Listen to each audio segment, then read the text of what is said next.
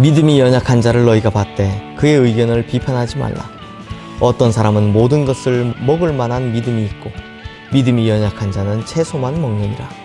먹는 자는 먹지 않는 자를 업신 여기지 말고 먹지 않는 자는 먹는 자를 비판하지 말라. 이는 하나님이 그를 받으셨습니다. 남의 하인을 비판하는 너는 누구냐?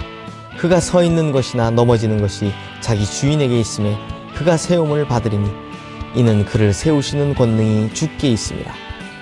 어떤 사람은 이 날을 저 날보다 낮게 여기고 어떤 사람은 모든 날을 같게 여기나니 각각 자기 마음으로 확정할지니라. 나를 중히 여기는 자도 주를 위하여 중히 여기고 먹는 자도 주를 위하여 먹으니 이는 하나님께 감사하며 먹지 않는 자도 주를 위하여 먹지 아니하며 하나님께 감사하느니라. 아멘. 로마서 14장 1절에서 6절 말씀. 성도님들, 제가 어릴 적 다니던 고향 교회에 성격이 정말 불같으신 선생님 한 분이 계셨습니다. 대부분 교회에 이런 분들 한 분씩 계시잖아요. 그런데 그 교회는 왜 그리 개구장이들이 많았는지 모르겠습니다. 이 대표적인 개구장이 중에 한 사람이 저였습니다. 그런데 한 번은 이제 한 친구가 예배당 안을 막 뛰어다니는 것을 보고 이 선생님께서 그 아이를 붙잡아서 정말 엄하게 혼을 내셨습니다. 어디 예배당에서 뛰어다니냐고 막 고함을 치며 혼을 내셨습니다. 그런데 그날 이 어린 친구가 너무 큰 상처를 받았습니다. 그래서 이후로는요, 교회에 나오지를 않게 되었습니다. 그런데 이것만으로도 안타까운데요. 더 안타까운 것은 이후에 교회를 다닌다고 하는 친구들만 보면 막 손가락질하고 비난하기 시작하는 겁니다. 그래서 이 친구가 나중에는 정말 주변에 교회 다닌다고 하는 친구를 얼마나 힘들게 했는지 모릅니다. 성도님들, 생각해보면 그 선생님 물론 옳은 지적을 하셨습니다. 그러나 상대가 어린아이라는 것을 왜 고려하지 않았을까요? 그냥 뛰어다니는 아이를 탁 붙잡아서 한번 번쩍 들어주시고 한번 안아주시고 그렇게 부드럽게 타일러 주셨으면 얼마나 좋았을까요? 그렇다면 당장에 고쳐지는 효과는 없었을지라도 그 친구는 절대로 신앙을 버리지 않았을 겁니다. 안티크리스찬이 되지 않았을 거라는 겁니다. 그러니까 제가 오늘 드리고 싶은 말씀이 무엇이냐? 옳고 그름만 따지다가는 교회가, 이 공동체가 오히려 끝장난다는 겁니다. 예수님께서는 우리의 죄를 자신의 죄로 삼으시고 십자가에서 모든 것을 짊어지신 채 피 흘려 죽으셨습니다. 그런데 만약 예수님께서 십자가는 지지 않으시고 우리의 옳고 그름만 따지고 계셨더라면 우리가 어떻게 됐을까요? 과연 구원받을 수 있었을까요? 성도님들, 오늘 본문 1절 말씀에서 믿음이 연약한 자의 의견을 비판하지 말라라고 하는데요. 이것은 그리스도를 섬기고 신앙을 지키는 것에 있어서 생각이나 견해가 다른 것을 의미합니다. 왜 이런 말을 하는가 이해하려면 먼저 오늘 본문의 배경부터 살펴봐야 합니다. 이 사도 바울이 이 글을 쓸 당시에는 두 가지 문제가 있었는데요. 먼저는 먹는 것에 관한 문제였습니다. 오늘 본문 2절과 3절 말씀 우리 함께 보겠습니다. 어떤 사람은 모든 것을 먹을 만한 믿음이 있고 믿음이 연약한 자는 채소만 먹느니라. 먹는 자는 먹지 않는 자를 업신여기지 말고 먹지 않는 자는 먹는 자를 비판하지 말라. 이는 하나님이 그를 받으셨음이라. 실제로 유대인들 가운데는 엄격하게 고기를 먹지 않고 채소만 먹는 사람들이 있었습니다. 대표적으로 에세네파라고 하는 이들이 철저한 채식주의자들이었죠. 에세네파의 대표주자라고 하면 성경에서 세례 요한을 들 수 있습니다. 그래서 마태복음 3장 4절이나 이제 마가복음 1장 6절 말씀에 의하면 세례 요한은 낙타털옷을 입고 허리에 가죽띠를 띠고 다니면서 음식으로는 메뚜기와 석청만 먹었다라고 하죠. 또 우리가 잘 아는 이 다니엘과 세 친구는 바벨론 궁전에서 나오는 육식을 거부하고 이 채소만 먹은 것을 볼 수 있습니다. 그런데 다니엘과 이 세 친구가 왜 고기를 먹지 않았을까요? 그 이유는요, 이 고기들이 대부분 우상에 먼저 우상에게 드려진 고기였기 때문입니다. 요한계시록 7교회 할 때도 말씀드렸지만 사도 바울 당시에는 길드라는 상인 조직을 통해서만 모든 고기들이 유통되었는데요. 이 길드가 고기를 유통하기 전에 반드시 무엇을 하느냐? 먼저 그 이우상, 이방인 신들에게 제사부터 지내는 것입니다. 그러니까 사도 바울 당시에는 시중에 판매되고 있는 거의 모든 고기들이 다 우상에게 먼저 바쳐진 것들이었습니다. 그래서 우상의 제물을 절대로 먹지 않겠다라는 신앙으로 고기를 먹지 않는 경우들이 많았다라는 겁니다. 한국 기독교 초창기에도 제사 음식 먹지 말라라고 한 것, 이거 마찬가지죠. 그래서 저도 어릴 때 친구들이 도시락 반찬에서 엄청 맛있는 거 사오면 저 진짜 튀김, 전 이런 거 진짜 좋아했거든요. 지금은 살쪄서 못 먹지만. 근데 이걸 먹고 싶어서 막 먹으려고 하면 꼭 아이들이 이거 제사 음식인데? 라고 해서 저를 못 먹게 했던 그 기억이 있습니다. 그런데 사도 바울이 사역하던 당시에 우상의 제물이라고 고기를 먹지 않던 유대인들이 기독교로 개종한 후에 여전히 유대교에서 섬기던 습관을 따라서 고기 먹는 것을 마음에 내키지 않고 아예 꺼림칙하게 생각했던 부류들이 있었습니다. 그런데 반대로 아무런 꺼리낌 없이 고기를 먹는 사람들도 있었습니다. 그러면 고기를 먹지 않는 사람들이 고기를 먹는 사람들을 보고서 아니, 저 사람들은 어떻게 우상의 제물을, 어떻게 저런 고기를 스스럼 없이 먹을 수 있는가? 라는 의아한 생각을 가지게 되었다라는 겁니다. 하지만 반대로 고기를 먹는 기독교인들 입장에서는 고기 먹지 않는 사람들을 보면서 아니, 저 사람들은 아직도 율법의 멍에에서 벗어나지 못했나? 그저 그리스도 안에서 자유를 누리지 못한 사람인가? 라는 그런 생각을 가지게 되었다라는 겁니다. 그러니 한쪽에서는 이런 믿음 없는 사람들이라는 비판이 일고 또 다른 한쪽에서는 이런 걸로 문제 삼는 정말 자유롭지 못한 유치한 사람들이라는 비판을 하게 되었다는 겁니다. 또 두 번째 문제가 있습니다. 오늘 본문 5절에서 6절 말씀 함께 보겠습니다. 어떤 사람은 이 날을 저 날보다 낮게 여기고 어떤 사람은 모든 날을 같게 여기나니 각각 자기 마음으로 확정할지니라. 나를 중히 여기는 자도 주를 위하여 중히 여기고 먹는 자도 주를 위하여 먹으니 이는 하나님께 감사하며 먹지 않는 자도 주를 위하여 먹지 아니하며 하나님께 감사하느니라. 유대인 사회에는 안식일을 포함한 월삭 등등 이 아주 특별한 절기들이 많았습니다. 그래서 기독교로 개종한 유대인들 중에 많은 이들이 그러한 날들을 다른 날보다 더 특별한 날로 여겼다라고 합니다. 반면에 어떤 날이든 어느 날이든 모두 다 주님의 날이라고 생각하고 특별한 절기를 지키는 것이 옳지 않다라고 생각하는 사람들도 있었습니다.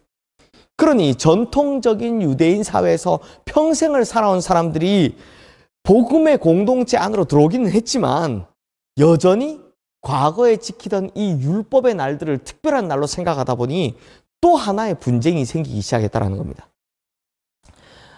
이와 비슷한 것이 또 한국교회 초창기에도 있었죠. 주일은 거룩한 날이라고 헌금 외에 돈 쓰면 안 되는 것으로 이야기를 했고 또 부부간에는 금욕을 해야 했으며 놀러 다닌다든지 여행 가는 것은 엄격하게 금지가 되었었습니다. 그런데 한국교회 초창기에도요, 이런 것을 마땅하다 여기는 분이 계셨고 반대로 이건 율법주의다라고 비난하시는 분들도 계셨죠.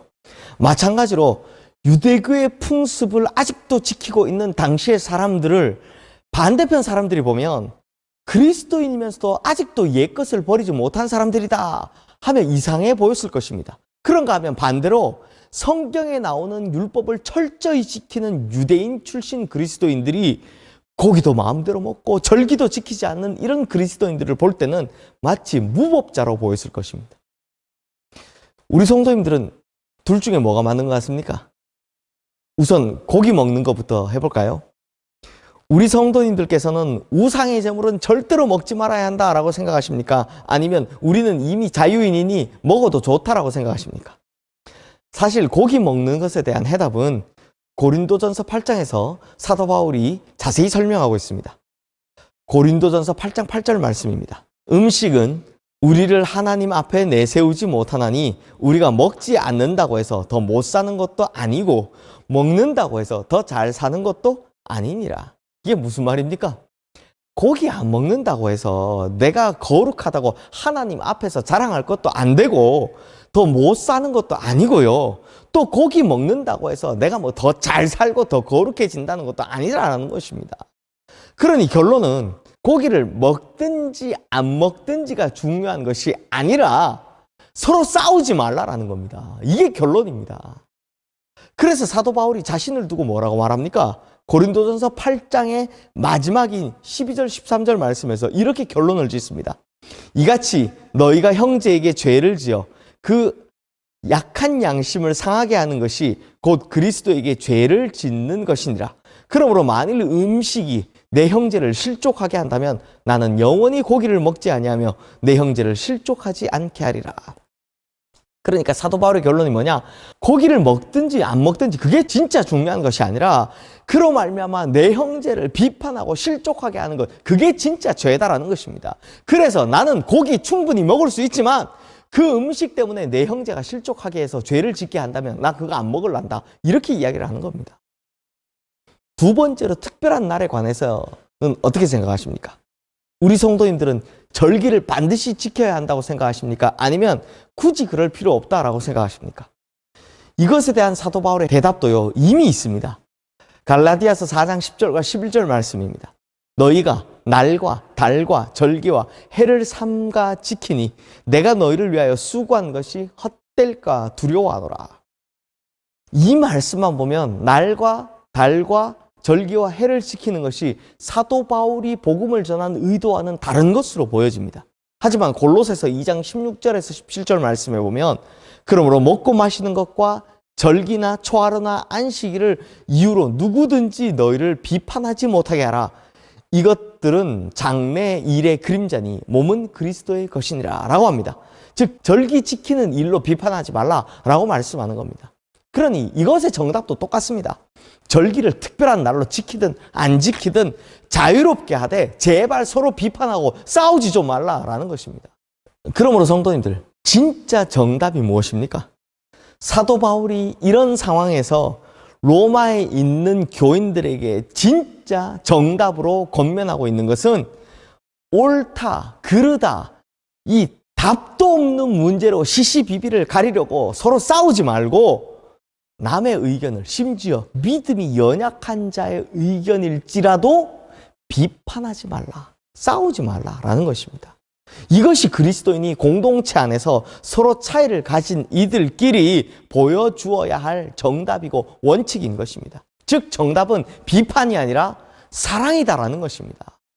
정답은 이 답도 없는 문제를 가지고 비판하지 말고 싸우지 말고 사랑부터 해주라는 것입니다. 이 사랑이 우리에게 유일하게 필요한 것이다라는 것이죠. 성도님들, 비판은 반감을 불러일으키고 젖객심을 불러일으킵니다. 그러나 사랑은 약점을 깨닫게 하고 그것을 극복하여 강한 사람으로 만들어갈 수 있습니다. 그래서 데살로니가전서 5장 14절 말씀에도 이렇게 우리에게 권면합니다. 또 형제들아 너희를 권면하노니 게으른 자들을 권계하며 마음이 약한 자들을 격려하고 힘이 없는 자들을 붙들어주며 모든 사람에게 오래 참으라. 우리 시흥의 모든 성도님들은 이렇게 서로 사랑하는 성도님들 이해해주고 격려하고 붙들어주고 오래 참는 정답의 성도님들 되시기를 주님의 이름으로 축원합니다. 그러면 반드시 우리가 헤아리는 그 헤아림을 다 아시는 하나님께서 그 헤아림으로 우리에게 갚아주실 줄로 믿습니다. 기도하겠습니다. 하나님 아버지, 주님께서 만약 십자가를 지지 않으시고 우리의 옳고 그름의 문제, 시시비비의 문제부터 따지기 시작하셨다면 우리 중에 구원받을 자가 누가 있을까요? 주님께서 먼저 십자가의 사랑을 보여주심으로 말미암아 우리가 다 구원받게 된 줄로 믿습니다.